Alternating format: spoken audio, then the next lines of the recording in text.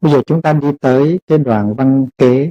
Vị khất sĩ là quan niệm chính thân thể này từ gót chân trở lên và từ đỉnh tóc trở xuống, bao bọc bởi một lớp da và chứa đầy nhiều loại bất tịnh thuộc về thân thể ta. Này đây là tóc, này đây là lông, móng, răng, da, thịt, gân, xương, tủy, thận, tim, gan, thành cách mạc, lá lách, phổi, ruột, màng ruột, phân, mạch, đàm, mũ, máu, mồ hôi, mỡ, nước mật, mỡ da, nước bọt, nước mũ, nước ở các khớp xương và nước tiểu. Đây là phần thứ tư, gọi là những cái chúng ta gọi là những cái thành phần của cơ thể.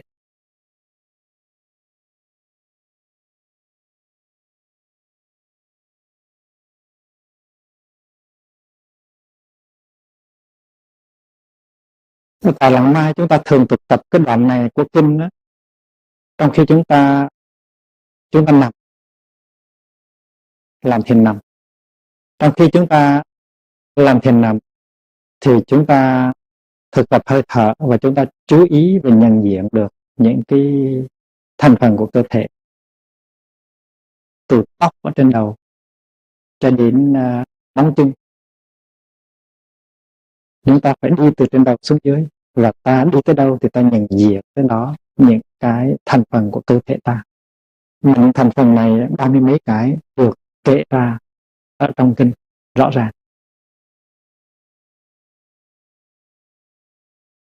Và Đức Thế Tôn có giúp chúng ta bằng một cái ví dụ. Ngài nói rằng có một cái nông dân đó, ông lên trên cát, ông lôi xuống một cái bao hạt giống, và ông mở cái túi hạt giống đó ra, rồi ông ta để cho những cái hạt giống đó nó chảy ra trên sàn nhà. Và tại vì ông có mắt tốt cho nên ông biết rằng đây là đậu xanh, đây là đậu ngự, đây là hột lúa, đây là gạo heo rừng, đây là hạt mè, đây là gạo trắng, vân vân. Thì khi mà mình nằm xuống hay là mình ngồi như vậy thì cái con người của mình nó trở thành ra một cái bao hạt giống, với cái ý thức sáng tạo mình biết rằng đây là tóc, đây là lông mi, đây là lỗ tai, đây là con mắt, đây là lỗ mũi, đây là phân, đây là nước tiểu, đây là phổi, đây là tim, đây là gan. Và mình dùng cái tâm thức của mình, dùng cái chánh niệm của mình nhận diện những cái bộ phận của cơ thể, những cái thành phần của cơ thể. Mình lân la làm quen, mình tới mình ôm lấy những cái bộ phận của cơ thể. Tại vì mình trong cái đời sống hàng ngày, mình là một kẻ xa lạ đối với cơ thể của mình, cho nên mình phải trở về làm quen lại với cơ thể, ôm ấp lấy cơ thể, chấp nhận cơ thể và trở thành một với cơ thể của mình. Đây là một cái thực tập hòa bình rất quan trọng. Chúng ta đọc cái đoạn đó. Này các vị khất sĩ, ví dụ có một cái bao tải đựng đủ các loại ngũ cốc như gạo lứt, gạo héo rang, hạt lúa, đậu xanh, đậu ngự, mè, gạo trắng và 2 đầu bao tải có thể mở ra. Một người có mắt tốt khi mở bao ra thấy rõ mọi loại hạt chứa đựng trong bao. Này đây là gạo lứt, gạo héo rang, này đây là hạt lúa, này đây là đậu xanh, này đây là đậu ngự, này đây là hạt mè, này đây là gạo trắng. Cũng như thế, khi quan sát về chính thân thể của mình, vị khất sĩ thấy được mọi thứ từ gót chân đến đỉnh đầu, và từ đỉnh đầu xuống gót chân bao bọc bởi một lớp da và chứa đựng nhiều loại bất tịnh thuộc về thân thể ta. Này đây là tóc, này đây là lông, móng, răng, da, thịt, gân, xương, tủy, thận, tim, gan, thành cách mạc, lá lách, phổi, ruột, màng ruột, phân, mạch, đàm, mũ, máu, mồ hôi, mỡ, nước mật, mỡ da, nước bọt, nước mũ, nước ở các khớp xương và nước tiểu.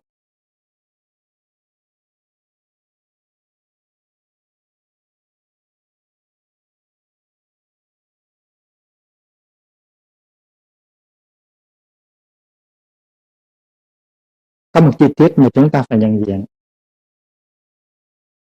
là những cái chữ nói về nhiều loại bất tịnh. Trong cái đoạn văn này, 6 cái chữ chứa đầy nhiều loại bất tịnh nó được lặp lại 2 lần. Và tôi tin rằng những cái chữ này đã được thêm vào sau. Nhiều khi chúng ta học Phật mà học theo kiểu như giống như học toán á, chúng ta biết rằng 4 lĩnh vực quan niệm á, trước hết là thân, rồi đến thọ, rồi đến tâm, rồi đến pháp.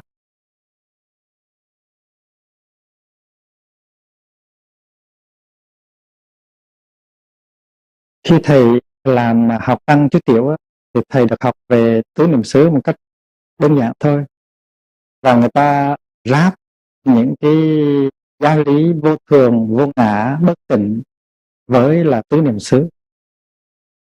Trong khi tứ niệm xứ là một cái phương pháp rất đặc biệt. Tứ niệm xứ nghĩa là dùng chánh niệm để nhận diện, cái gì đang có mặt. Chánh niệm nghĩa là khả năng nhận diện những cái gì đang có mặt. Ban đầu mình nhận diện trước, rồi từ cái nhận diện đó rồi thì mình sẽ có một cái thấy sâu sắc hơn về cái đó.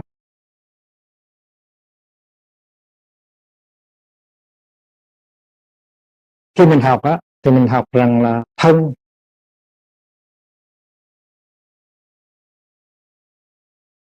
là bất tịnh,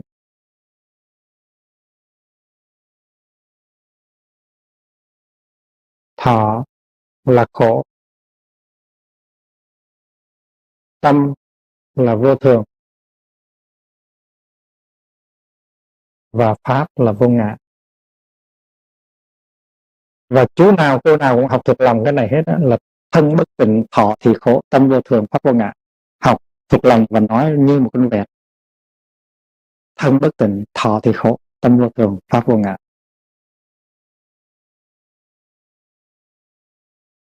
Và như vậy tức là gán cho thân một cái thuộc tính là thân là bất tịnh,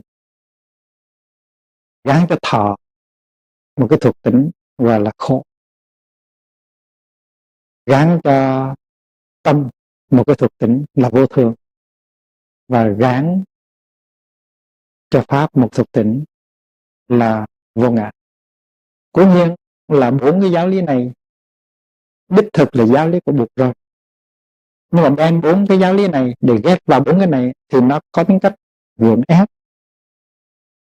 Ví dụ như là thọ chẳng hạn, thọ đâu phải là chỉ khổ không, thọ nó có tam thọ phải không, tức là khổ thọ này,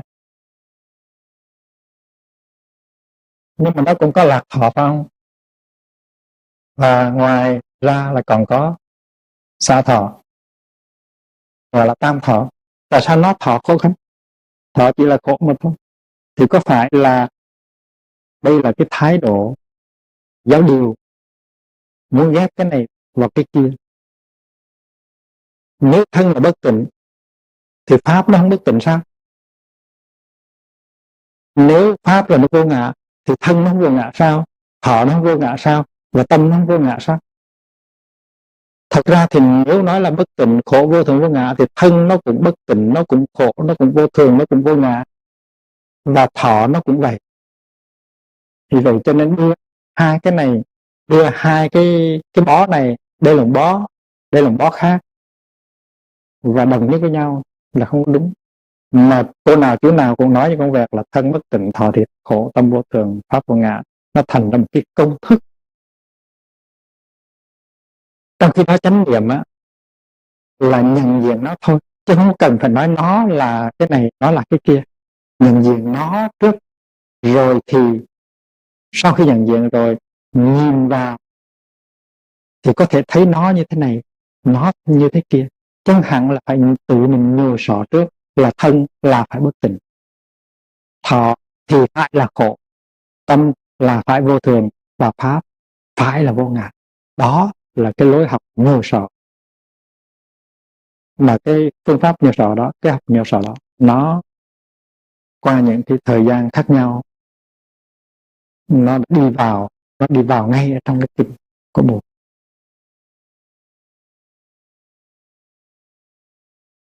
Thân á, nó có thể là bất tịnh, nhưng mà chánh niệm về thân trước hết là để mà nhận diện cái thân, nhận diện những cái thành phần của thân thể, nhận diện trước, rồi có thể trong khi nhận diện và nhìn sâu vào có thể thấy được rằng trong đó nó có những cái bất tịnh, nhưng mà không nên nói thân bất tịnh liền. Đó là nhiều sợ, đó là giáo điều. Cho nên 4 cái chữ, 6 cái chữ là chứa đầy những cái là bất tịnh, là người ta thêm vào có cái ý tốt là để mà nhắc nhở người ta về giáo lý bất tịnh, nhưng mà thêm vào như vậy nó không có appropriate, nó không có thích hợp. Nói như vậy không có nghĩa là mình chủ trương rằng thân nó không bất tịnh.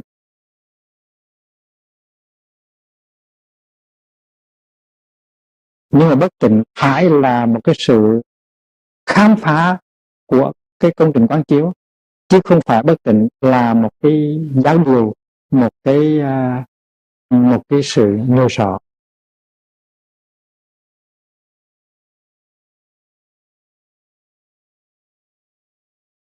Ở đây mình không có nói tới vô thường, vô ngã, bất tịnh và khổ. Ở đây mình chỉ nói tới cái chuyện ý thức được về những cái yếu tố của cơ thể.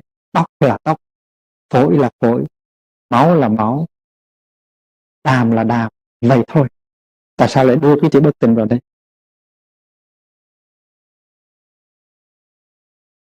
Và người ta học theo cái phương pháp giáo điều đó, cái tinh thần giáo điều đó, thành ra người ta nói quá nhiều về những cái danh từ khổ và vô ngã và vô thường và bất tịnh,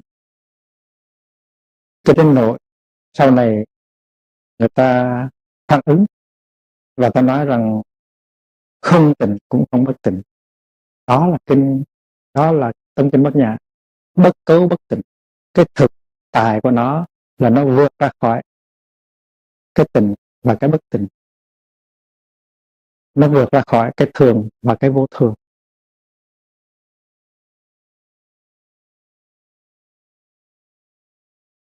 Kẹt vào cái ý niệm tịnh, nó là một cái kẹt, nhưng mà kẹt vào cái ý niệm bất tịnh cũng là một thứ kẹt. Cho nên Tâm Kinh Bát Nhã nói rằng cái tính không của các pháp đó, nó không tịnh mà nó cũng không bất tịnh, nó không có sanh mà nó cũng không có diệt. Vậy thì cái đoạn này là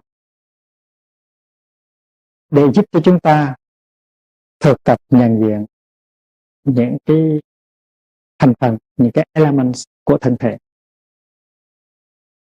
Và mỗi ngày có thể 1 lần hoặc 2 lần chúng ta ngồi lại hay chúng ta nằm xuống và chúng ta thở, rồi chúng ta trở về với cơ thể và chúng ta nhận diện những cái thành phần của cơ thể ta, 30 mấy thứ.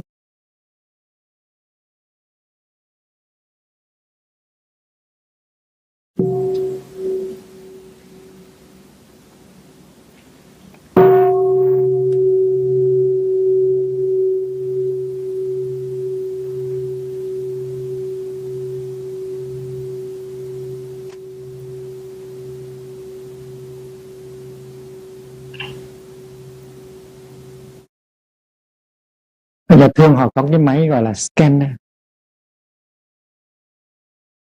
và họ đưa bệnh nhân đi qua cái máy scanner để họ có thể thấy rõ được những cái gì ở trong cơ thể của người bệnh nhân. Và họ dùng một cái tia sáng, một tia ánh sáng để giúp cho ta có thể thấy được rõ ràng những cái mà ta không có thể thấy được bằng cái ánh sáng thường, bằng mắt thường. Tia laser. Thì cái phương pháp của Buddha ở đây ấy, là áp dụng một cái tia gọi là tia chánh niệm. Khi mình nằm xuống hay là mình ngồi thì mình dùng cái tia chánh niệm, mình quét từ đầu cho tới gót chân của mình, và khi mà cái tia chánh niệm đi tới đâu thì mình nhận diện được tới đó những cái thành phần của cơ thể. Và vì vậy cho nên cái phương pháp này chúng ta có thể gọi là cái phương pháp body scanning của đạo Phật. Mà thay vì dùng cái tia laser thì mình dùng tia chánh niệm. Mình cho cái tia chánh niệm nó quét qua thân thể mình chậm chậm, và tới đâu thì mình nhận diện những cái bộ phận, những cái thành phần đó của cơ thể tới đó. Thở vào,